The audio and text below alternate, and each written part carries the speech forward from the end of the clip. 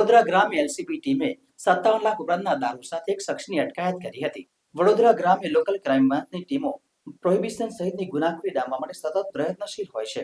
દરમિયાન તાજેતરમાં બાતમી મળી હતી કે આઈસર ટેમ્પો ભરીને વિદેશી દારૂનો જથ્થો સુરત તરફથી ભરૂચ થઈને વડોદરા તરફ આવી રહ્યો છે. જેના આધારે નેશનલ હાઈવે પર સાગર હોટલ નજીક ભરૂચથી વડોદરા તરફ આવવાના રસ્તે વોચ ગોઠવવામાં આવી હતી. જે બાદ બાતમીથી મળતો આવતો ટેમ્પો જણાતા ત્યાં રોકીને તપાસ કરવામાં આવી હતી. ટેમ્પોમાં તપાસતા તેમાંથી વિદેશી દારૂ અને બિયરની પેટીઓ મળી આવી હતી, જેની ગણતરી કરતા કિંમત ₹57.22 લાખ હોવાનું સામે આવ્યું હતું. આ કાર્યવાહીમાં ગ્રામ્ય એલસીબીની ટીમોએ વિદેશી દારૂ, બિયર, ટેમ્પો, તાળપત્રી મળીને કુલ 67.29 લાખનો મુદ્દામાલ જપ્ત કર્યો છે. આ કાર્યવાહીમાં ટેમ્પોના ડ્રાઈવર રાજેશ વેન મશીલ જેસવાણી, રહેવાસી રાજ સોસાયટી નરોડા, અમદાવાદની ધરપકડ કરી છે. આ મામલે ચાલક અને દારૂનો જથ્થો ભરીને આપનાર બન્નાજી વિરુદ્ધ કરજણ પોલીસ મથકમાં ફરિયાદ નોંધવામાં આવી છે.